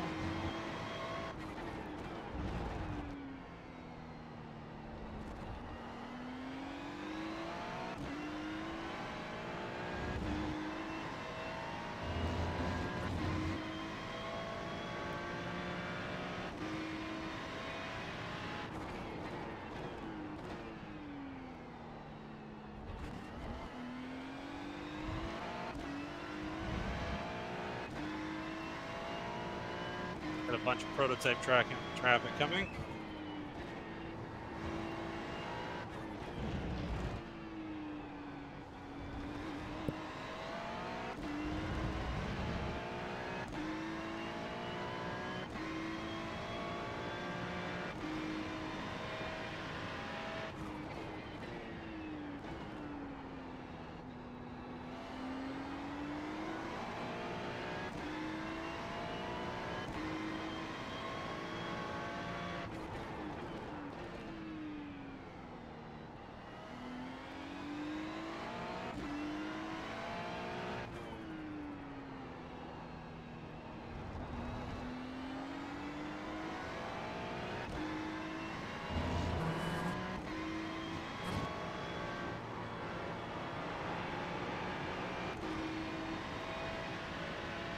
All right.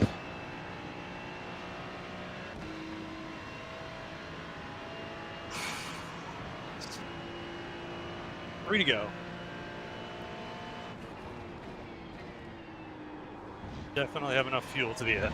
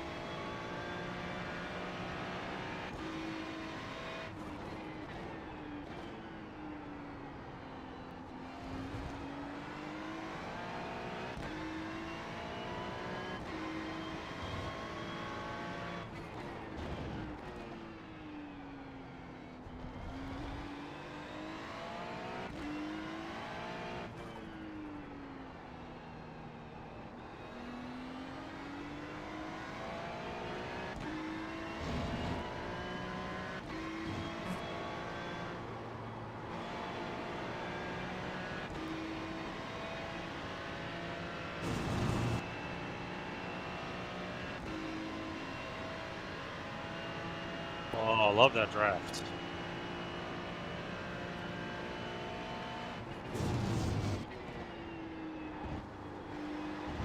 P2 almost went into outer space. Redefining the word alien.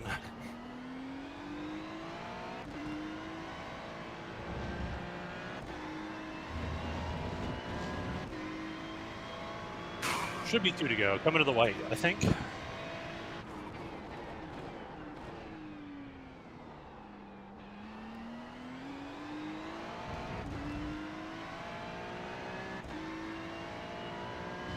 Got an injured GTP over here.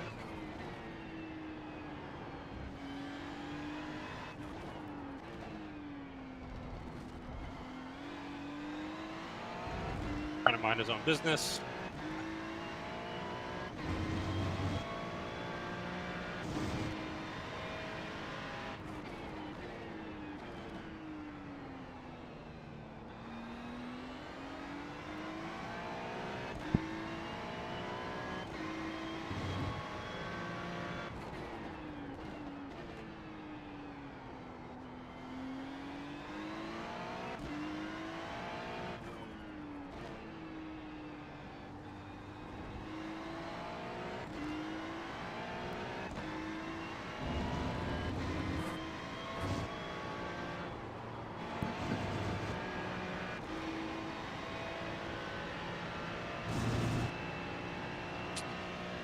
Hey, Michael, how's it going? Michael from Sim Racing Den just popped in here.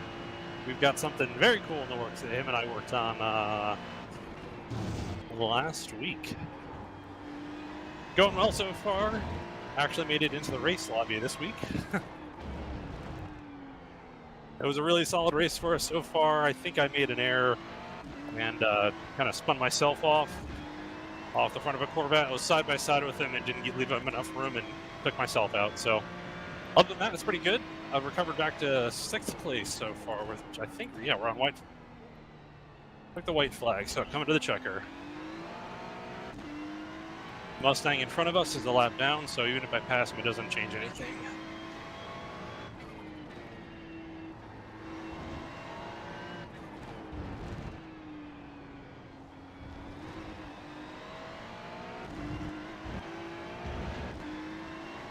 I believe that's the Acura wearing the, not quite the Lamborghini livery, but pretty close.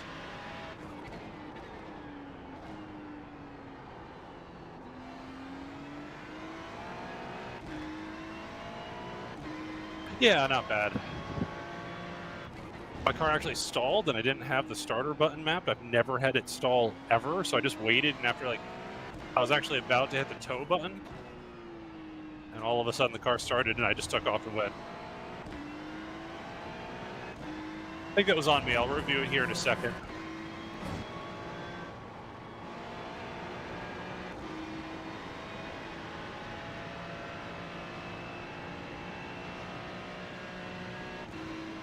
Okay, 6th place.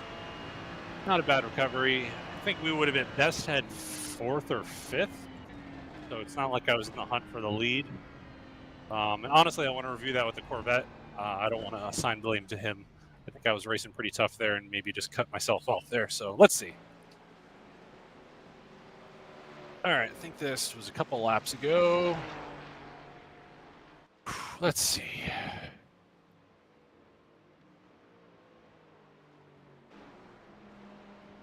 Oh, what am I doing? Cycling through drivers, not laps. What do I do?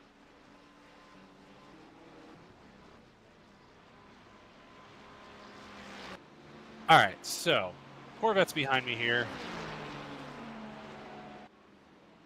Do the chopper cam. Let's see. Let's just watch this whole lap here. I was right in front of the Corvette. Got past both of the Corvettes. He started going in here. I think that was a 0X. I got past 2 Corvettes pretty quickly here. I think the one in front just made a mistake, and the other one got caught up trying to not hit him. I got a little loose there on exit, so I had to eat the off track.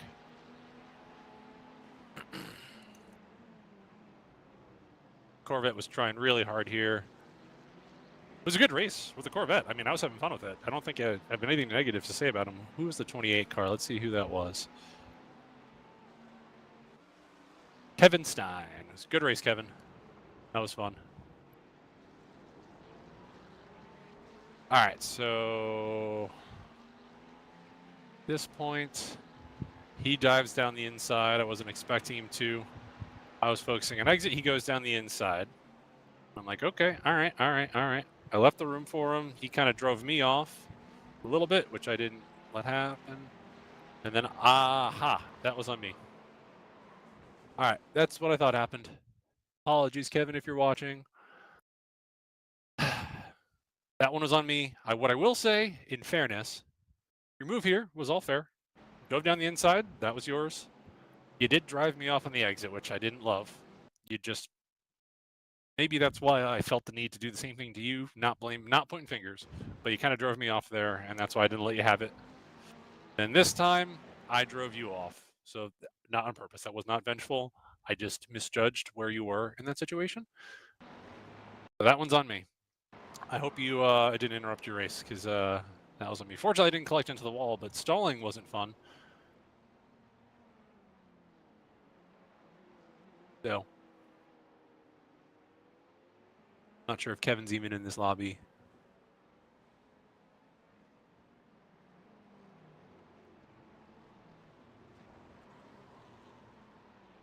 All right. Yeah, he didn't leave enough. He didn't leave enough space for me, and then I did the same thing to him. Not not on purpose. I just misjudged it, perhaps as he did. So, no harm, no foul. Yeah, let's see this angle again. He goes down inside. That was fair. I kind of left the door open for him, and then he drove me off. And then I thought he was further back. I thought he had to chicken out there just because he was running down the outside, and I couldn't see him quite where he was, and that's how that happened. So I'm just glad I didn't ruin his race. I'm sure he picked up probably a 2X or whatever I picked up, but at least he didn't nuke his race. Good for him. Let's see where he finished. Fine. Yeah, he finished P4, I think. Yeah, P4. So, all right. Well, let's save that one. I think I saw my peak heart rate at 135. That was definitely that spin right there. I was working pretty hard to stay in front of him. So, all right, we picked up 25 iRating points in the last round, the last session at Portimao. So picked up 25 iRating points and 0.13 on my safety rating. Let's look at where everyone in GT here did. So picking up 79 championship points. That's not too bad. I didn't do too well last week at Watkins Glen. So, yeah. So best lap time. All right. So the alien out in front with the 6,000 iRating did a 43.3. Not sure how that's possible during the race. Although second place with a under 3,000 iRating did the same best lap time. So I got down to a 45 flat, which is pretty close to what Colin did in front of me. So, yeah, all in all, pretty good. I think we're getting closer with the car. I wonder if we had too much downforce this week and we were just slow in a straight line. I never really had much of a toe on anyone, but the car did stick in the corner. So, yeah, let's look at the schedule for next week. So I know we are going to the Nürburgring, but not the Nordschleife. We're just going to the Grand Prix circuit. So, this one actually I know really well just from doing so many laps on the endurance version of the track. But the GP layout's great. I mean, it's what F1 raced on. I guess it's been probably 7-8 years since Formula One's been to Germany, unfortunately, either between the Nürburgring Grand Prix circuit or the Hockenheimring. So, yeah, looking forward to this one. This one's a really good layout. Part of me wishes, just for the sake of affinity to Mercedes, that would be cool to be in a German car when there's a whole section of the track named after AMG. But nonetheless, Ferrari is going to be bad fast there. I think it's going to be another high downforce setup. There's a lot of third, fourth gear, even some fifth gear stuff here. So I think this is going to be a very similar setup to what we're running on. I would expect that rain is going to come into the mix. Actually, can we look, what the probability for rain is?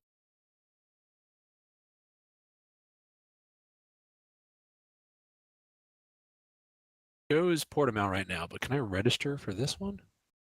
To tell me what the likelihood if I just pick a practice session? No. That rain has to be in the mix. It's always raining in this part of Germany. So I would like to think that iRacing would pick some wet stuff. Is it not going to let me do it? I wish iRacing would show you this type of stuff, or maybe there's something about the UI I'm missing, which is just a reflection of bad UI. But there should be. We can't watch. I'm not going to drive it right now, but I'm pretty sure rain's going to factor into the mix. So we'll do some practice tomorrow and Wednesday, and we'll be back at it for our live stream on a regular time on a Wednesday night. Back with the full crew of the guys. I know we've got Garrett will be back, Angelo will be back, Daphne will be back. I think TJ will be back. But yeah, we'll be back for that one. So. Yeah, as always, I just want to thank all of our partners for making this a possibility here. As always, Decipher Technologies giving us the latest and greatest support in cybersecurity and IT upgrades here in the shop. We've got a whole bunch of upgrades to the building that make all of this possible. And here with we've got over a quarter mile of network cable in a 1,400 square foot shop. So yeah, a lot of IT stuff going on here. They've been really happy to help us out with. Southway Capital for helping us out with the business development on the back end here. Got some cool plans coming in the next 12 months that we cannot wait to share with you guys. Race Logic and VBox, we're a dealer of their products and love repping for them all the time. For many, many, many years as an engineer, I've been installing their camera systems into race cars and using them all the time. They're the hands down the ultimate driver coaching video and data analysis capture tool for both real life and for the sim here. In the sim, we use their VBox sim pack with one of their blue OLED lap timers. So that captures all of our center screen video, syncs it with all the data, and then makes it for the ultimate insta-click video and data analysis tool. So want to thank Subelts, of course. Got their new TT10 what's what I'm looking for, highlighter yellow gloves here. So even with my eyes closed, I can see them in here. Super breathable, really comfy, a lot of grip. And then I've got their 2-inch seatbelt kit here. Again, seatbelts in a simulator.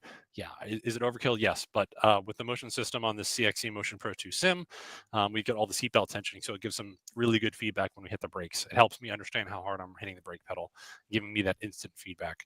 And then I'm sitting in their FIA-rated GT pad seat. Again, is it necessary to have an FIA-rated seat for your simulator? No, absolutely not. But the way we use these simulators as a coaching tool for what we do in real life, it's nice to have the same equipment that we have in the real car all the time. So we've got Rocky's Ultimate Garage. Dropped by there earlier this week. I know Rocky just announced they're very excited to announce their coming son that they just announced. I think they did the gender reveal over the weekend. So shout out to you, Rocky, doing the best wheels, tints, wraps, detailing, and car sales in all of South Florida. We've also got Captain's Chair Coaching. Jason giving me the best executive and business coaching around, keeping me pointed in the right direction with all this stuff, keeping everything in the business looking good. So yeah, I'll wrap it up. I would normally go throw it back to everyone behind and get their thoughts on how everything went tonight, but they're not in the building tonight, so flying solo. But yeah, we'll be back Wednesday at 8 o'clock. If you guys haven't already, make sure to like, comment, subscribe, and hit the little bell button so you get notifications when we go live. So we'll see you back here in precisely 48 hours from the Nürburgring. So all right, guys, we'll see you soon.